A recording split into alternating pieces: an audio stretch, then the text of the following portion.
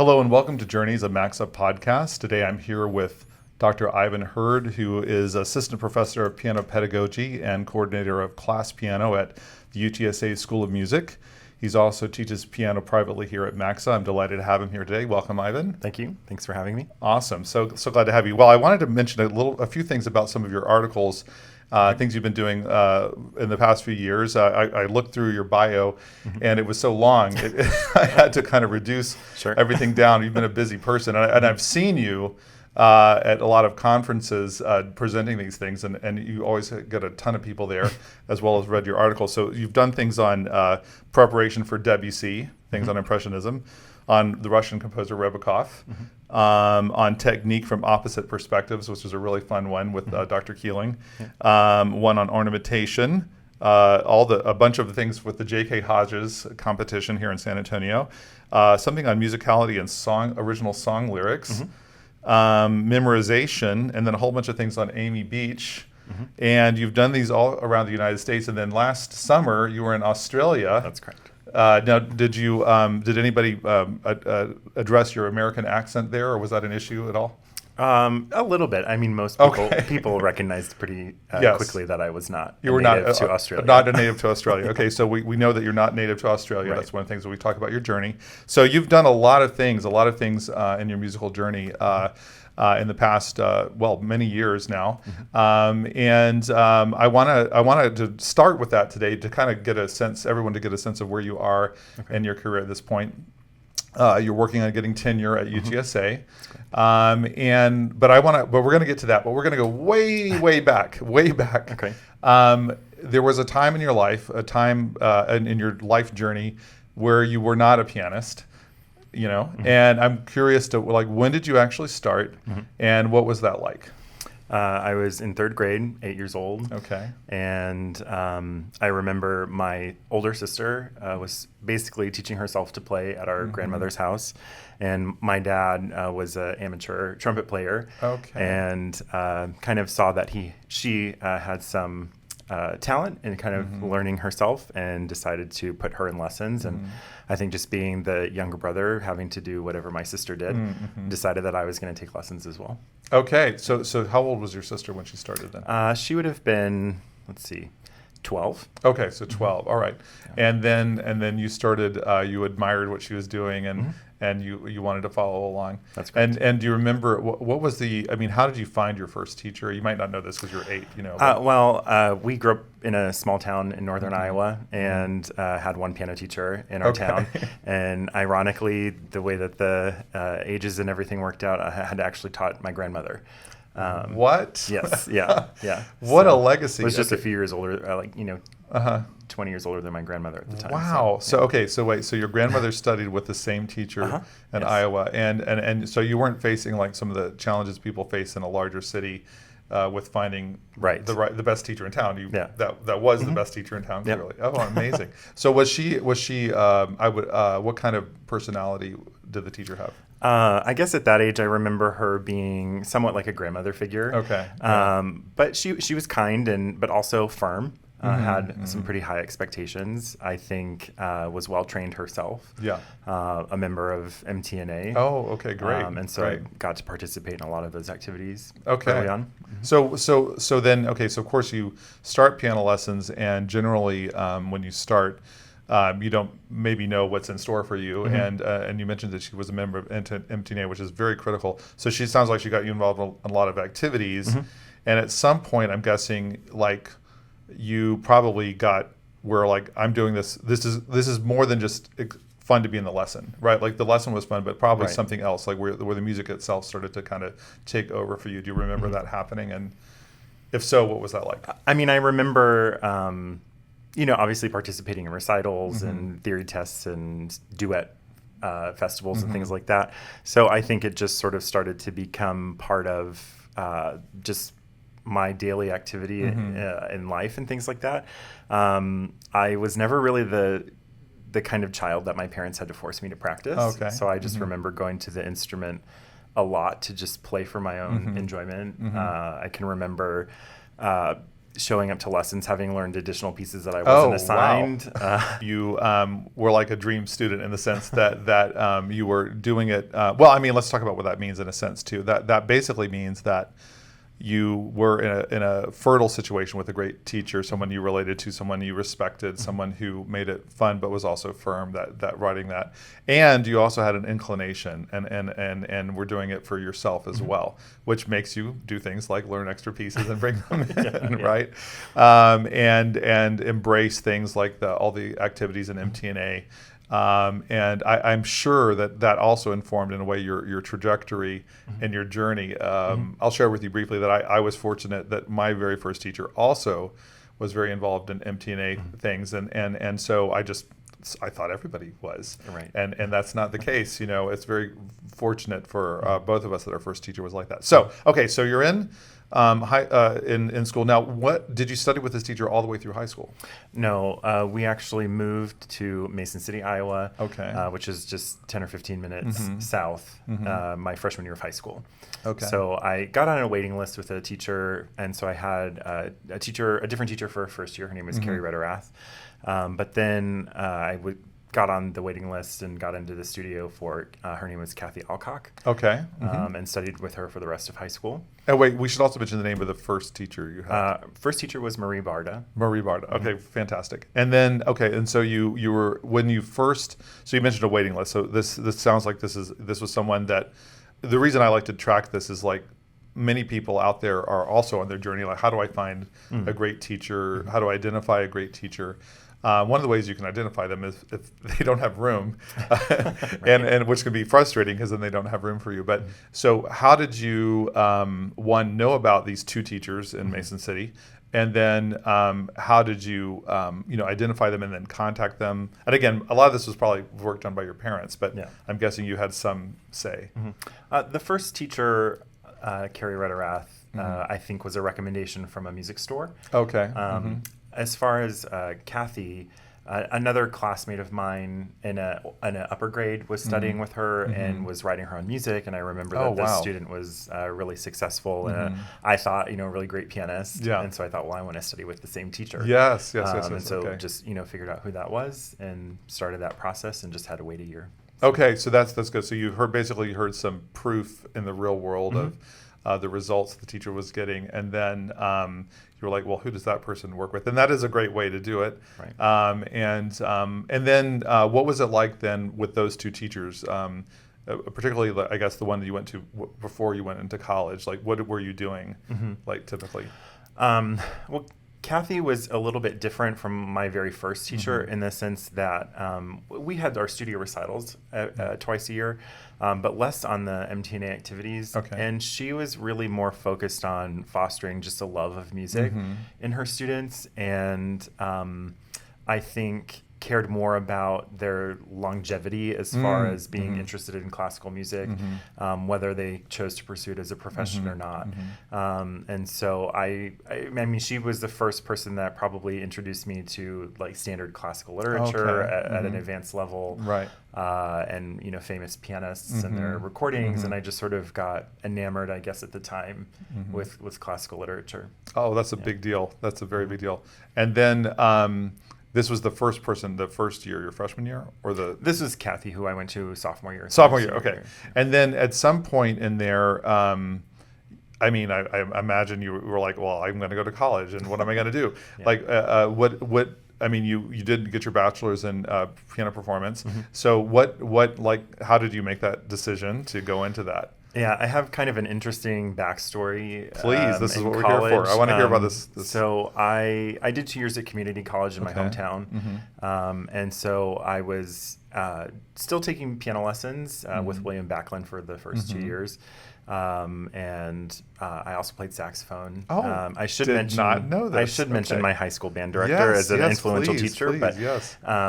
We can talk about that, I guess, in a minute. But I was actually all over the place as far as what I was doing in college, and ended up double majoring in piano performance and interdepartmental health sciences. Oh, wow. Okay. It was biology for a while, but then went to that. because I thought I was going to go to medical school. Mm-hmm.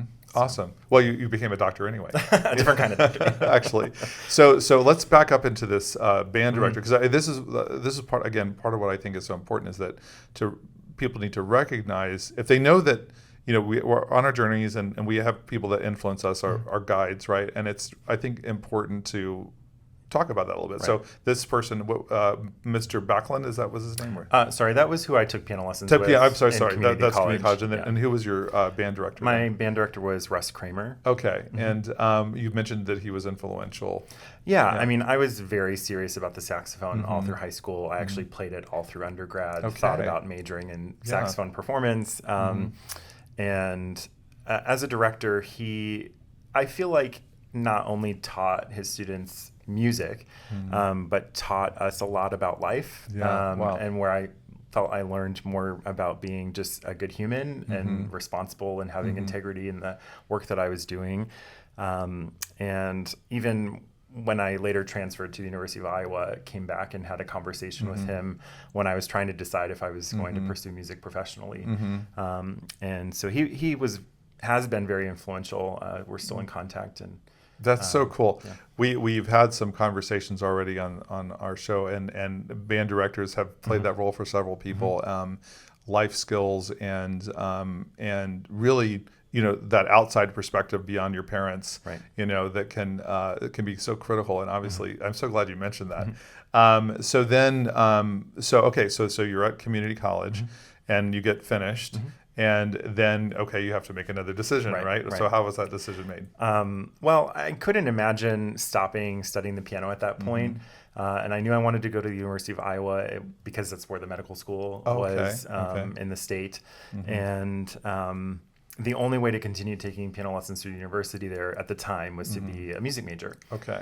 And so I had a conversation with Mr. Backlund at the community college, and we started to just prepare an audition and sort of like see what happens kind of right thing. Sure. And so I auditioned and was accepted, and that's awesome. Yeah, continued in that. Okay, so then you were there for 2 years then? I was actually there for three. It took a little bit longer to finish both degrees. Oh, right, of course. So you had 2 degrees.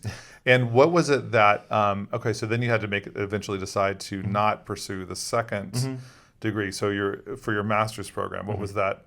How was that decision made? Yeah, so my teacher in undergrad, Dr. Réne Lecuona, was really probably the first person that really talked to me about a career in higher education, and actually the first person that I think mentioned any sort of potential about me continuing in music professionally. It was, I think, probably the 4th year of undergrad in total, and when she said to me, if this is something you're interested in, I really think you could pursue graduate work as a performance major. And fantastic. Yeah.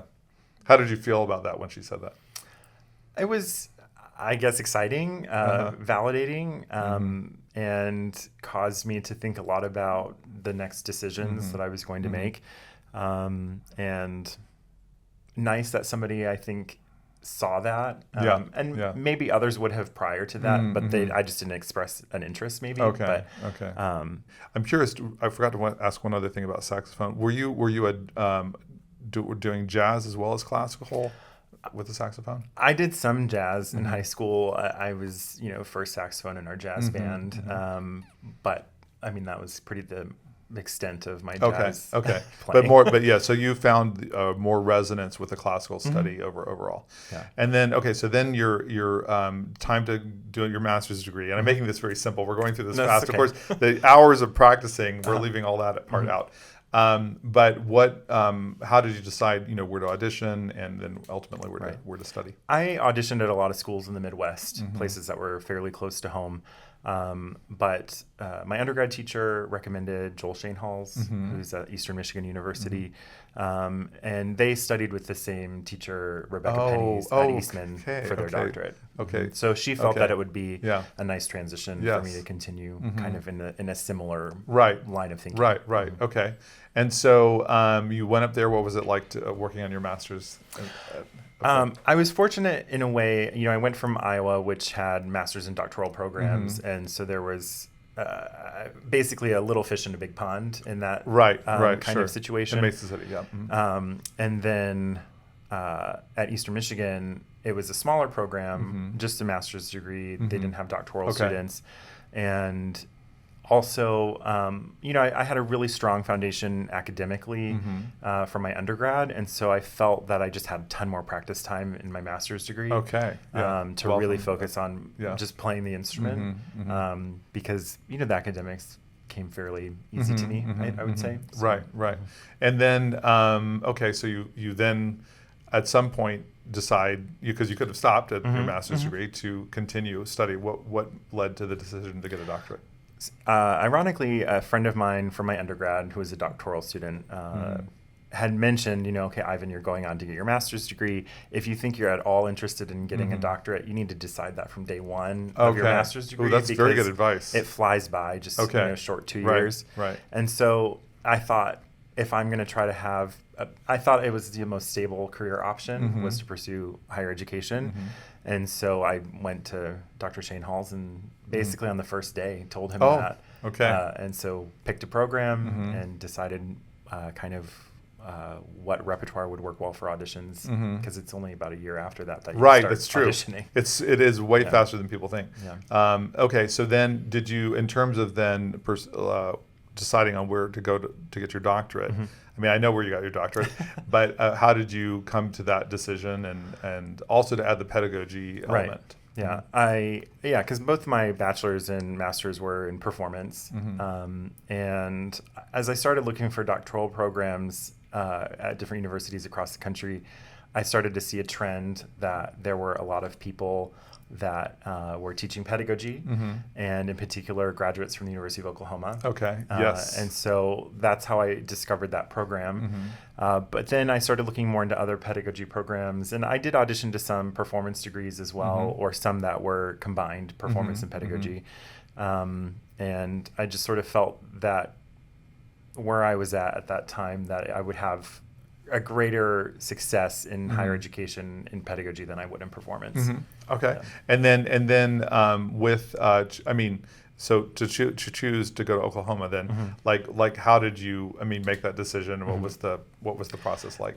I mean, I'm very lucky to have gone there. It's a selective program. It was my dream school. I didn't think I would get in. I was shocked to be accepted. And so after I was accepted, I was in conversation with my teacher, Jane Magrath, and she had invited me to join her studio. It was just, I remember visiting campus and feeling like that was the place that I was supposed to be. It's just a magical place, I think, when you're visiting for the first time. Yes. I've been fortunate enough to visit there. Just for those that don't know, so Dr. Magrath and also Barbara Fast, Jane Magrath and Barbara Fast, they're both there, are like legends, in piano pedagogy, and they've had many legends graduate from the program. So I completely understand about that being your dream school, and it can be very weird in some ways to actually be having a conversation with someone who's that legendary. And they're also incredibly nice people, and they're just very warm and very gracious. And so you can sit and have a conversation, and you're like, what am I doing? And part of your mind is thinking that. And so it must have felt amazingly good then to get into the program. And I've been to the campus there, and it is a beautiful, beautiful campus. So in a nice sized town, I think, for college. So you were probably, you were very excited. So what was it like then to go through the program, and how long were you there? It's in a very immersive program. The assistantship includes, both teaching group piano and applied piano. So I had the opportunity to teach music minors and other students who were playing at higher levels.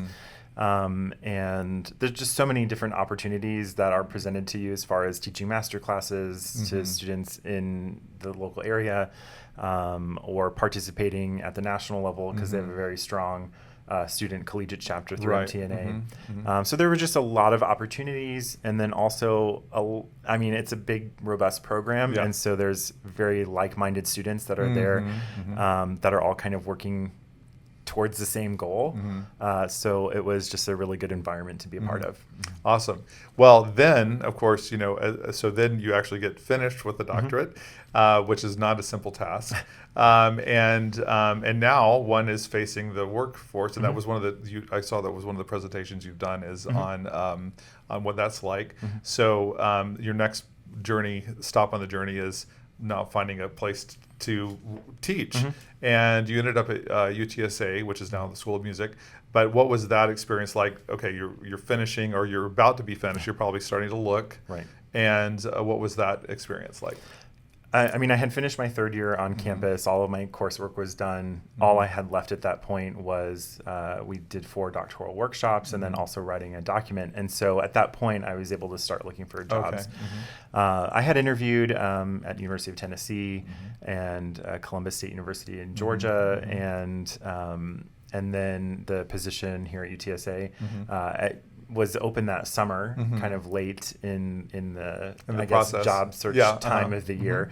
And remember having a few phone conversations with Cassandra Keeling, who was interviewing me, and got the job and moved down. So, amazing. Well, you make it sound super simple. It's not. I mean, I had another position lined up in Norman at one of their local smaller liberal arts colleges, teaching adjunct. Sure. And I had a pre-collegiate studio and a church job. And you had all those bases covered. Yeah, exactly. So if this didn't pan out, I had something else in the back. Right, of course. But I mean, it's very challenging. I mean, there are not that many positions that are open, and then there'll be 100 people. I mean, typically. I mean, so.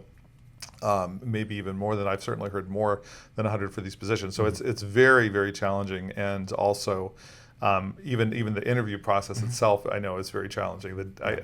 So congratulations on that. So the thing is then that transitions well into the next part of the discussion, which is again, so if we go back, so you're 8. And then you switch to all these, the teachers. You moved to Mason City. You find your love for classical music. You're still questioning what you might do. You go to community college, have some good guidance there. You have the band director, also great lifelong guide to you. And then you end up, you do your master's, but you have very good advice from someone who says from the first day, be sure that you're thinking of your doctoral program, what you want to be doing. You get your dream school. And of course, they well prepare you for those. Then the job search, and then you get this job, and then you start working on tenure. Okay, which is also challenging now. Nowadays, it's the tenure positions are not as. I mean, they were never there were never a lot of them, but now it's even harder. So you're now in what year of your tenure process? This is my 10th year at UTSA. It started as a lecturer position and then transitioned to tenure track in 2019. And so I'll be submitting my tenure file next fall. Next fall. Wow. Okay. So I think it'd be interesting for people to know. I mean, a lot of times they see people in a position like at a university. Right. They get this job, and again, they don't know the background of how that happened, and they know about tenure, but they don't necessarily know what it takes to get tenure and how challenging that is. And then beyond that, there's then the full professor and all that kind of stuff too. So could you share a little bit what this has been like, this experience with working on your tenure file? It's definitely a balancing act and wearing many different hats. A typical job is split 40% teaching, 40% research and creative activity, and then 20% service. So there's a lot of different activities that one has to do that kind of go into that overall file. Right. And it's also you have to continue to produce that work over the course of 6 or 7 years. And I think just seeking out pretty much any opportunity and trying to capitalize on those opportunities when you can. And so I think there's just a lot of different moving parts. Right. So because you're about because then and that's part of what when I earlier read through your activities, all those I think fit into that balance, the publications as well as the workshops, master classes, recitals, all of that stuff. But as you said, part of the challenge there is to keep that going over a lengthy period of time, a significant period of time. So how do you balance all that just time wise? How do you? I mean, how does that time management wise work? Right. I think I've worked out my schedule in such a way that I'm mostly teaching in the middle part of the week, and then I reserve Monday and Fridays for the time that I'm spending on my creative projects. Okay.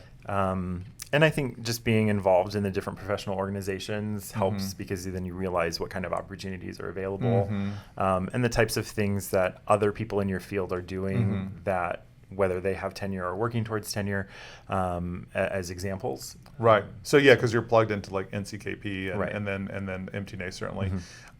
What advice would you have for someone who's day one of their master's program and might be thinking, I want to work towards a tenure track position? Right. What do you have? I mean, any thoughts of what you would tell There's them? lots of opportunities for college students to get involved. I presented at my first national conference as a collegiate student in my undergrad, through a collegiate chapter. Amazing. Yeah. And then I guess, for my students at UTSA, I try to provide them with similar opportunities. And so MTNA has the Collegiate Symposium. Our students have presented at that. And a student recently won a collegiate writing contest, so they'll be published before they're. Oh, congratulations! That's amazing.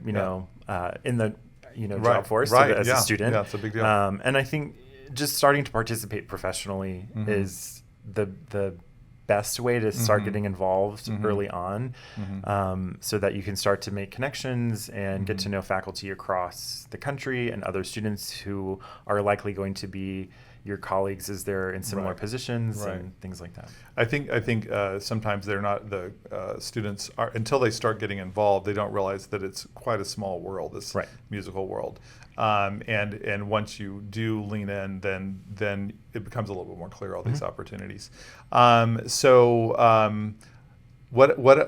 other questions? Because I don't have tenure myself, right? I didn't do this. So what are some questions that I might be missing to ask you about this process? I think that it just goes beyond the creative and research work. The teaching, especially at UTSA, and our population of students is very heavily regarded.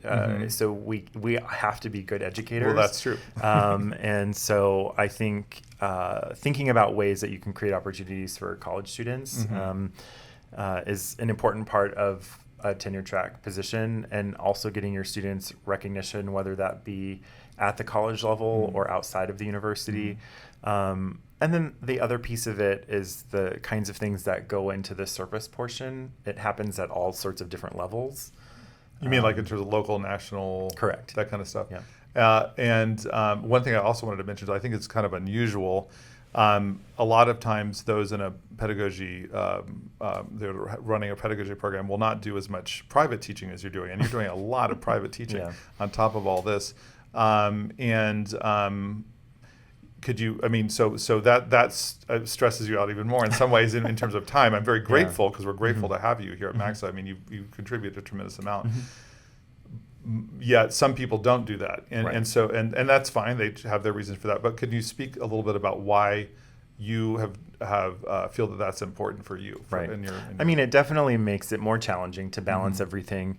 But as a pedagogy professor, where I'm teaching undergrad and graduate students to be teachers, I feel that if I'm also teaching students that are of all ages, really, that it makes the content that I'm delivering in class more relevant. I'm not just talking about an ideal student that exists on paper. Right.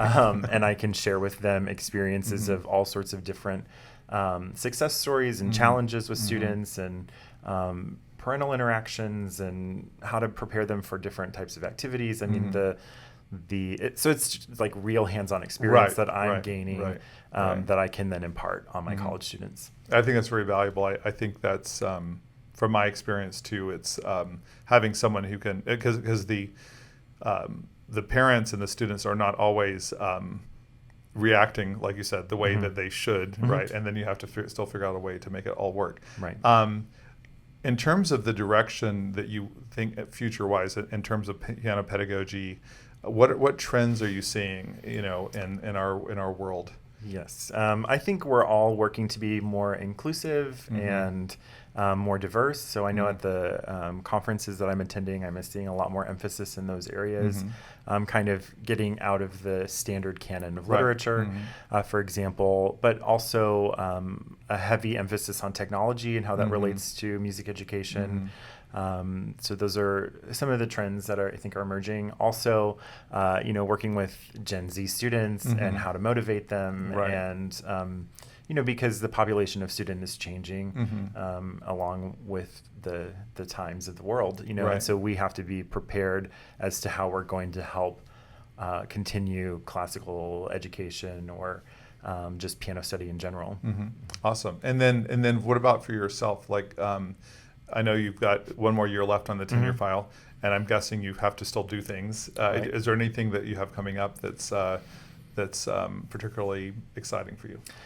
So the National Conference on Keyboard Pedagogy is a biannual conference, and so we have one coming up in 2025. I'm serving on the National Planning Committee for that. Oh, great. Fantastic. So I'll be helping to organize the conference. But also I submitted some proposals myself, and one of them is with 3 other colleagues of mine at different universities and exploring general pedagogy for all instrumentalists and how we can sort of impart what the field of piano pedagogy has done into other instrumental areas. But that's good. So that's a couple projects on the forefront. I was recently invited to be the guest clinician for West Texas A&M's Teachers Conference in March. Okay, fun. 2025. So that's an exciting opportunity coming up. That sounds amazing. Yeah, I'm working on the NCKP National Planning Committee. That I found my first time attending in person was the last one, and it was fantastic. It was fantastic, and a real forward-thinking, leaning energy to it. I feel that people are going to still be playing the piano in 200 years, right? But we have to adapt, and we have to. And I think part of the reason it's been successful recently in the past 10 or so years is because of all this pedagogical effort. Really, you see a lot of differences now, and a lot of training and ways of approaching things that I didn't see when I was when I was first learning. So it's pretty amazing, and you're a big part of that. So that's pretty exciting to do. So thank you so much for speaking with us today. I'm so excited. I'd love to at some point have you share with us some more stuff on your specific projects. I mean, on all these different things that you have. But thank you for joining us, and I want to also thank you for being with us for another episode of Journeys of MACSA Podcast. Thank you so much for being here. Thank you.